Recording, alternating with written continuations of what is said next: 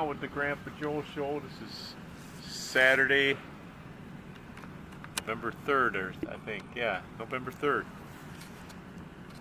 Well, it's going to be the end of a chapter. Dominic's go-kart. Yeah, this came from about, I don't know how many years ago, like 8-ish? Well, I don't know. It's probably about 5 years ago, maybe. He got this go-kart. I think it's your birthday, right? Yeah. And the thing's pretty cool. It goes really fast. It does. The only thing is it goes almost too fast. There's not enough room around here. Yeah. And we haven't had enough time to play with it. So Dominic decided to, well, it's time to sell it. Yeah. And So, it's been bugging me because the tarp started ripping up and blew off about 3 weeks ago. And I just said, Dominic, we got to do something with this thing. So we're going to clean it up and we're going to take it to the roadside and sell it. yep. Let's see what we can get.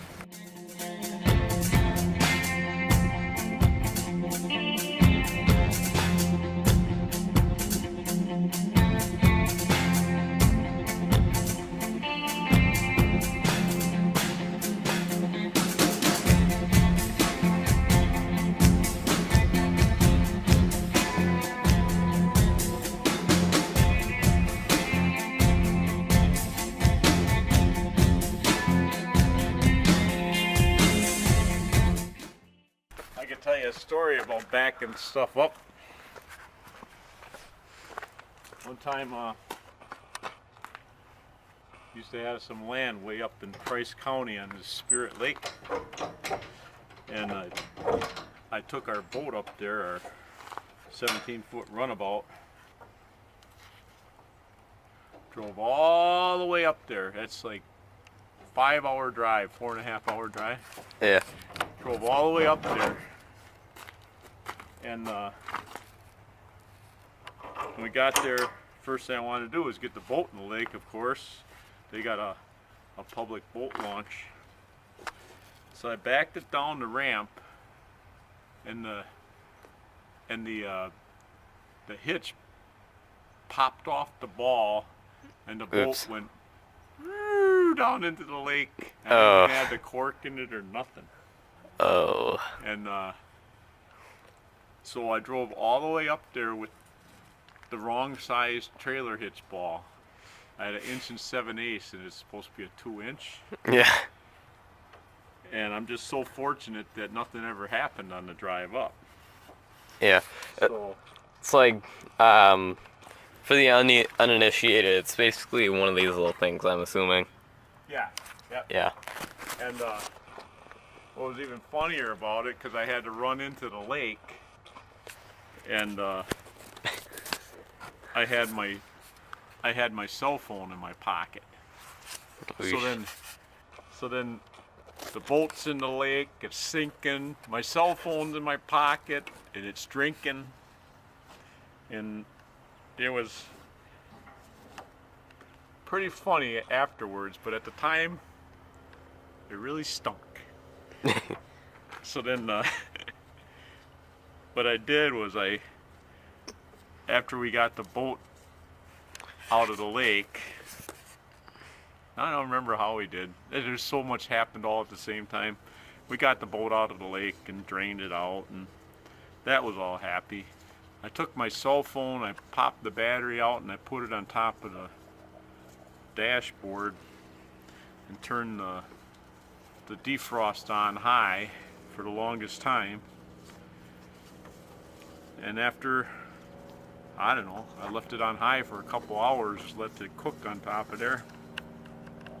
Put the battery back in, cell phone worked fine. Yeah. The bilge pump on the boat, after we put the cork in, the bilge pump on the boat just pumped out the water in the boat. Yeah. And everything was happy. So now, this was an old bulletin board. I don't know where all that came from. Because just to protect it from getting scratched, and we didn't want the board anymore. So now this trailer I got from did I get it from Uncle Ken? I think I got it from Uncle Ken, and I fixed it up. I put a heavier axle in it. I welded it right in. This thing can handle a lot of weight. And I made these ramps up at my work. They're ramps and they're gates, obviously. So you just set these in here like that, and you got yourself a super sturdy ramp to run anything in and out. Don't worry, when I untie this, it's the... Well, you know, I shouldn't say that. Is there anything on the back of there to make sure that this go-kart doesn't go rolling out the back and into the garage? There is nothing. This rope I can just throw out. It, like, the sun and the weather degraded it so bad. I think, watch this, let's see if we can break it. Yep, easily. Look at that. I'm like He-Man. Now,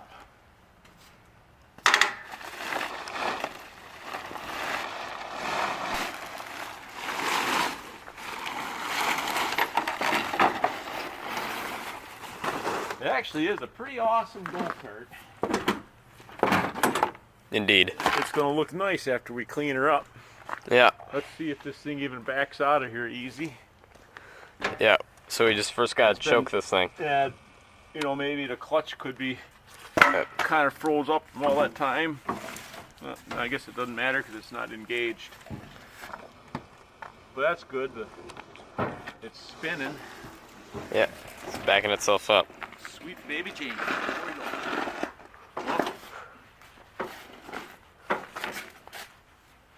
Okay. That's the trailer we made up. How long ago have you actually made this? I think it was about 1996. So about I 22 years ago. I just redid it. Oh, you just redid it. I mean, no, I just redid it in 1996. It was probably, I don't know, 10 years old before that. Then I got these trailer lights on here, and I don't know, I've replaced them a couple times, and I keep on breaking them. This is the chain guard. So over here, you can put that on there. Well, Dominic, maybe this weekend here, we gotta fire up the ATV too, because I haven't fired it up for a long time. Yeah. Get it prepared for winter. And I gotta fix the plow. There's something with the lifting mechanism that isn't working right. Maybe after we kind of get home after church, like after we do the stuff at our church, maybe if we have time we can work on it tonight. Maybe. Because this, after all, we're the first the first filmed Grandpa Joe show that went on air was done in our garage. So, while Grandpa cleans this out, speaking of workshops, is that when we build our new house in a few years from now, speaking of which, there's one being built right behind him right now. Yeah, can you believe that? Wow. Yeah. That thing's tall, and that doesn't even have a roof on it yet. And when we build our house a few years from now, I think it might be like this size or even larger than the one that's being built over there. Yeah. Like, did you say it's going to take up like half the lot or something? I don't know about half the lot, but I don't know. It'll be about probably at least a quarter of the lot, I suppose. Maybe a third. We shall see. But it's going to be a big home like this one is. But I've been thinking about, I suggested the idea of having a dedicated workshop for the Grandpa Joe show. I like that. It's like dedicated workshops. Yeah. That is nice. And that'll be a true workshop setting now. We got some rust on these springs and stuff. We'll have to clean that all up. And I think WD-40 should clean that all up nice. huh? Should clean the rust up all nice. Oh yeah. Or any, like, I think any deoxidizer should be fine if we don't have WD-40. Well, I got some penetrating lube and stuff. All right. Some. But I think I'll first thing here. I kind of brushed it off. Oh, I got a shop vac. Ah. Duh. Let's start taking. So yeah, it's right here. Yeah. Where is it? There Right it here. is. It's a nice little shop vac. Yeah. It's a cute little one. Definitely like it. It's small, but it's got enough oomph to clean stuff up pretty good. Yeah, for sure.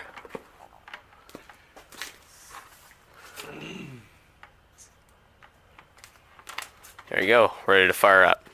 Alrighty. It's a quiet one even.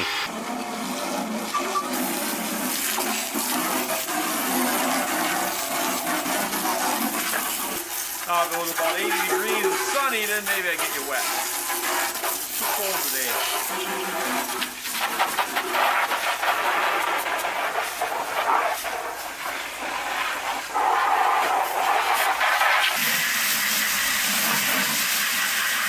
Remember I mentioned about the axle on that trailer? Yeah. How I beefed it up? It was just that axle, all it was this thin like sheet metal channel that they bent to make the axle, and it couldn't hardly hold any weight at all. So all I did is I took a piece of metal bar that kind of fit right into it, and I welded that metal bar in, and I bet you it increased the capacity by about 1,000 pounds. It's like, I can haul. you can see I it. can fill that thing up with rocks and everything. It's just amazing. Yeah. Just what that little axle did. The only limitation is the tires can't handle that much weight.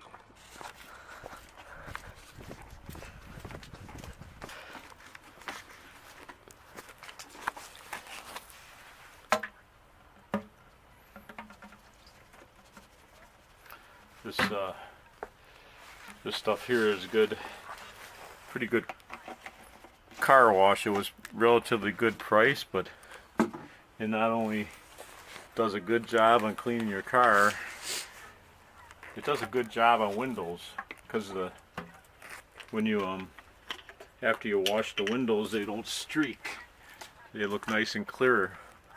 So I was washing the church windows with this, even in the atrium. Huh. Get some hot water.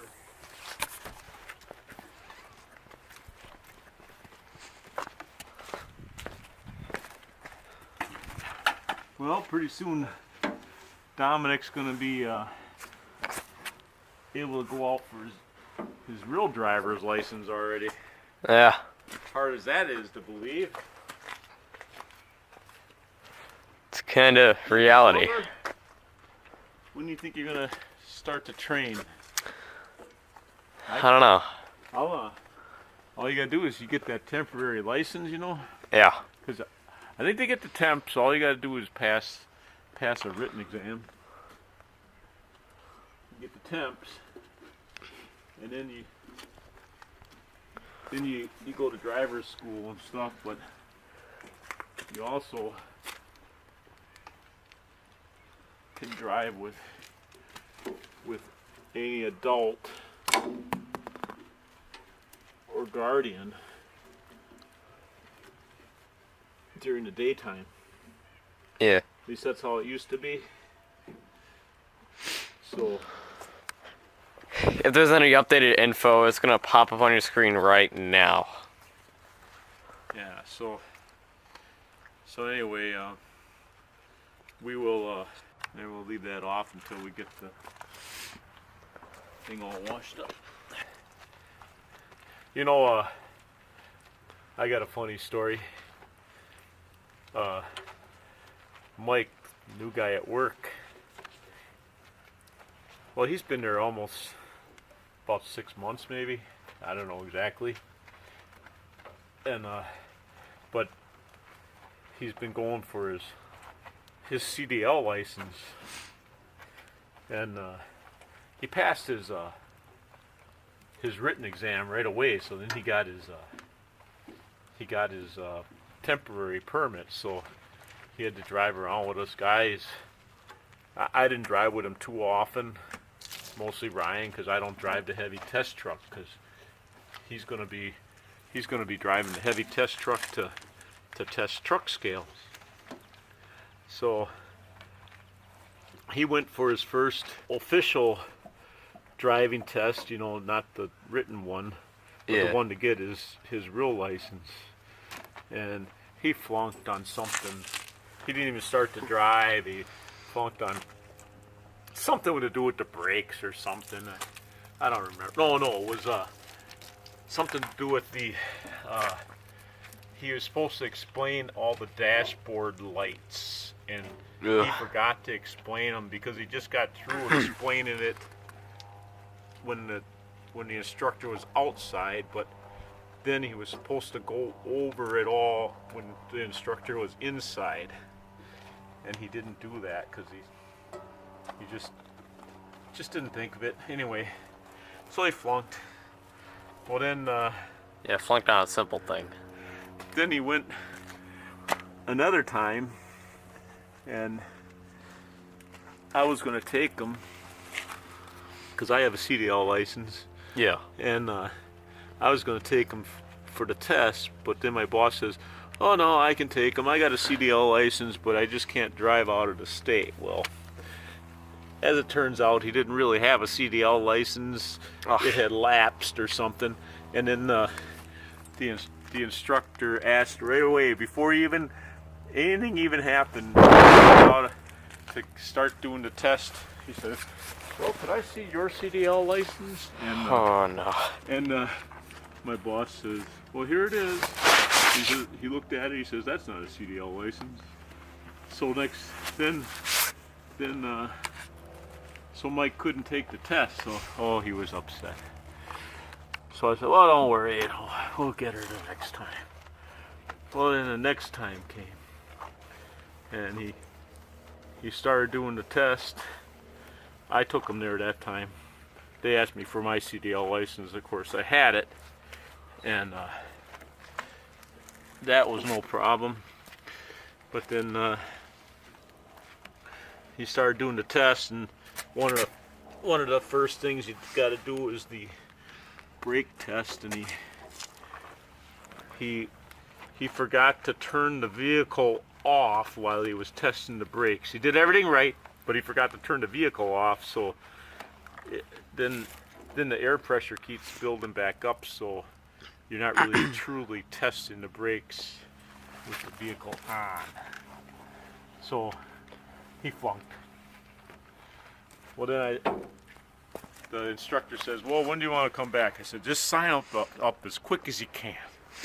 So I think that was a Friday, and we signed him up, and he was signed up for a Monday, 8 o'clock in the morning.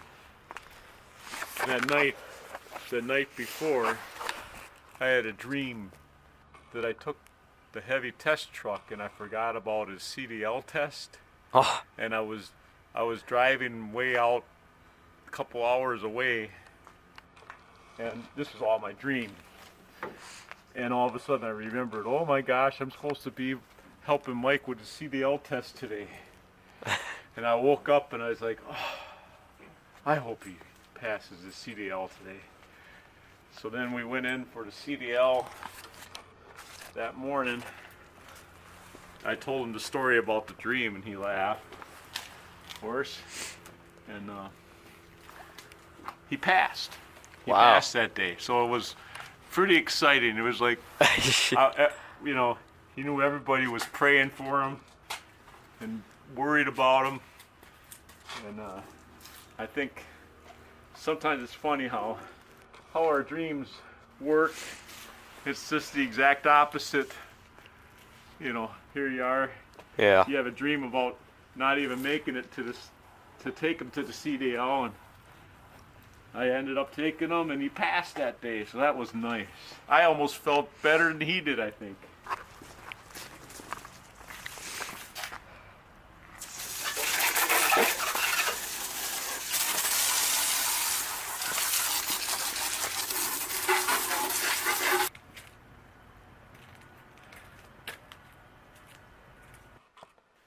It was with the Googling stuff when you ask your phone, okay, Google, what is this and what is that? Well, we found out something that was really nice since I'm Catholic. We found out that if you ask who founded the Catholic Church, it said, let's do it. okay, let's just do it. Give me a sec. I'll unlock my phone. We'll do it how I did it before. This is really awesome. Okay, Google. Who is the founder of the Catholic Church? So, initially, this is what we saw. The Roman Catholic Church is the largest Christian So, church with approximately this is the interesting 1.3 thing. billion baptized Catholics. This is the interesting thing, is that it wasn't this way before. Give me Now, my phone. Yeah. I'm Yours, kind of stuck out with bumping. But anyway, this is what we found, is that if you ask Google things when you're in different locations, it gives you different answers. Yeah. Which we already know that when let's say you're driving and you ask, navigate to Timbuktu. Well, there might be Timbuktu in Wisconsin and Timbuktu in Illinois. So it looks at where you're at and it'll navigate you to the closest Timbuktu. But you wouldn't think it would change answers regarding, like, if you ask questions. Well, let's try this thing right now. Well, I'm going to show you how I did this, and it's really, really interesting. Let's try it out. Okay, here we go. Okay, Google, who founded the Lutheran Church? According to Wikipedia, history, Lutheranism has its roots in the work of Martin Luther, who sought to reform the Western Church to what he considered a more... Okay. Who founded the Methodist Church?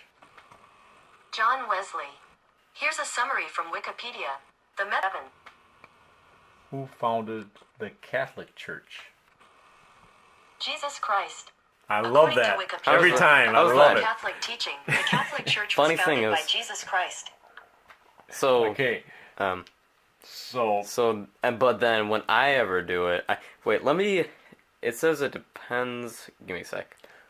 Okay, Google. Who is the founder of the Catholic Church? This is the weird thing, is that it pops up with, like, information on the Catholic Church rather than his answer. well, you down below. were asking it. Okay, Google. I just pressed a microphone. It might make a difference. Focus. You know, who's the founder of the Catholic Church?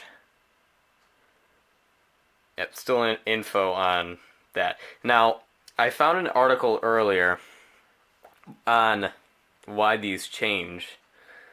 Give me a sec. Let me pop up Well, this can I article. say some other things that it did change? It also, when we were at, I was at our church at St. Rose of Lima, and I asked the same question, and they kept on coming up and saying, St. Rose of Lima was so and so and so and so. So it's assuming that it's reformulating your question for where you're at, because it knew we were at a church, so it thought we were asking who Probably. founded that Catholic Church. You know, the specific Catholic Church that we were at. So it started giving us information about St. Rose of Lima. And but what was interesting too, we were driving home today and I asked it the same question, and then it said, according to Wikipedia, the Catholic Church, and I can't even tell you what it all said, but it did not say the same answer as when I'm sitting at home. So I don't think that that's really a good way for it to give you answers. It should, if you ask it a question, it should give you the same answer every time. Why is it changing your answers? Isn't that interesting? Now, here's an article that says, well, if this will focus here for a sec. I don't know if it will focus. Well, can you just read the article a little bit, just to Well, give people a general idea? I'll show it to the people here. So if you can't read it because it's having some trouble focusing, it says the type of the device used for the search, your personal search history, whether you are logged into a Google account while searching, your geographic location, what type of browser you are using, the number of Google-generated ads on the page, what type of search you are doing, and then, I don't know, phase of the moon, but with Google you never know what they do. So, that's basically what will change the search results. So, now, I am on a Google account. I'm logged into my phone on a Google account. oh, don't Where's move Graham it put too it? fast, probably. Otherwise, it's going to get people dizzy. Yeah. So, what type of browser you're using? I thought that Google is the browser. That's one. Chrome is the browser, Oh, but Chrome. but Google Chrome when I ask versus. when I ask Google itself, it's its own app. So now yeah, because you can ask Google if you're using Explorer for your browser, it could be different then, huh? It could potentially be different. That's interesting. Eh. You know, the 13/16 might just be the right one. Let's see.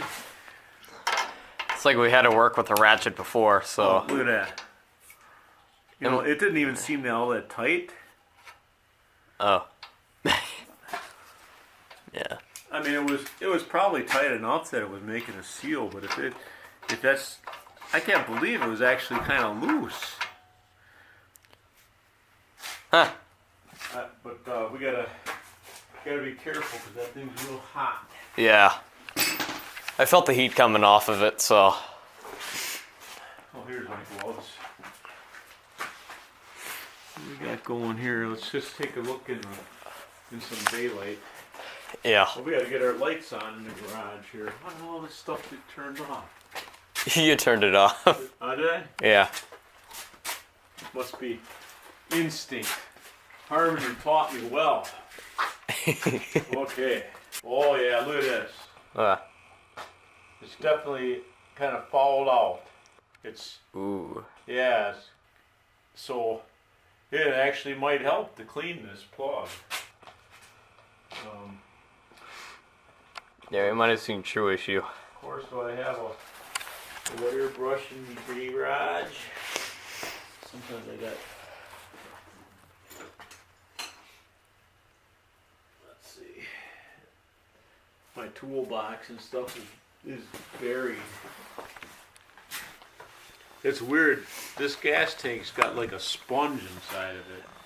I did see something inside. I don't think they want the gas to wobble all around or something. Maybe.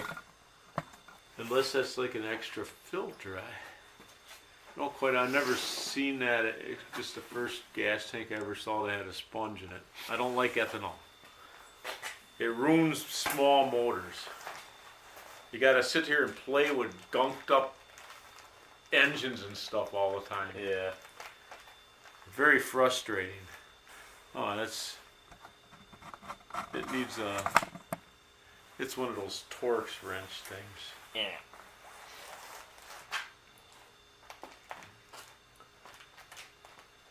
I might have one in here.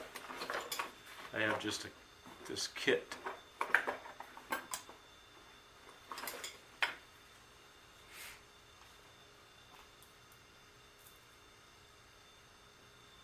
Huh. See, it's like an Allen wrench kit, but it's a Torx wrench kit.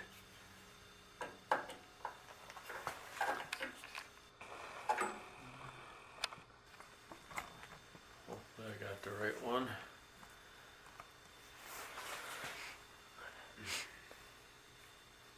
It's like the really nice close-ups on the camera. They're really nice, Let's see. especially the close-ups.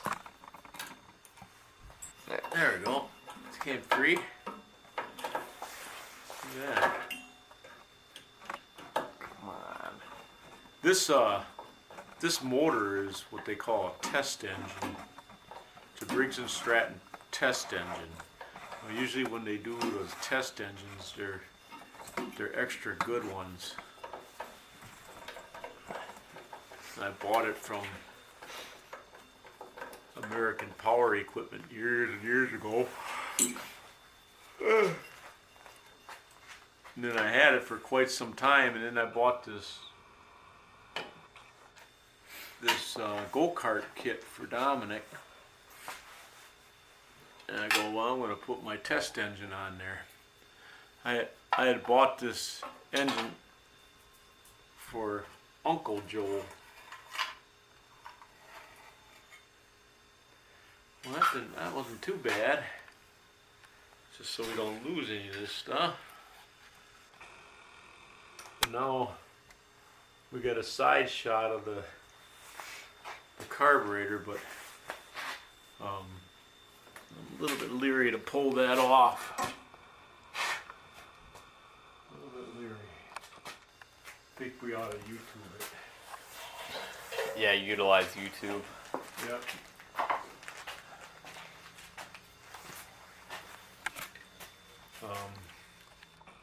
Well, is it the heat or the light? We're gonna have to have light. It's kind of warm in here now. It got warm, didn't it? Yeah. As he sneezes. Yeah. There's a big crack in this rubber boot. This is I could be wrong, but I think this is like a breather to capture any of the excess fumes, and it goes into the motor. That's not how most of the gas goes in there. But I'm not sure exactly how that works, but I wonder if there's a possibility of that being the problem. There Yeah. it goes.